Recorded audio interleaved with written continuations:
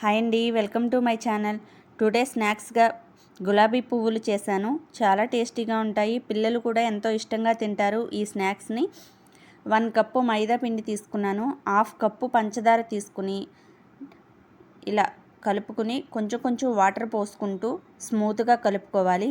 గులాబీ పువ్వులు తయారు చేసే గరిటెని ఇలా స్టవ్ ఆన్ చేసుకుని కడాయిలో ఆయిల్ వేసుకుని ఆయిల్ వేడెక్కిన తర్వాత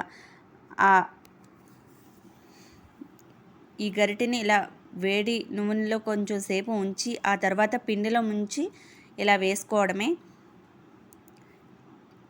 ఇలా చాలా బాగా వస్తాయి ఈ గులాబీ పువ్వులు. టేస్ట్ కూడా చాలా బాగుంటాయి.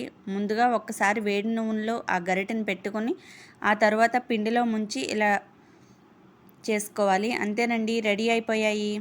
ఇన్స్టంట్ స్నాక్స్ చాలా తొందరగా రెడీ అయిపోతాయి. మా వీడియోకి లైక్ చేసి షేర్ చేసి సబ్స్క్రైబ్ చేయండి. మా ఛానల్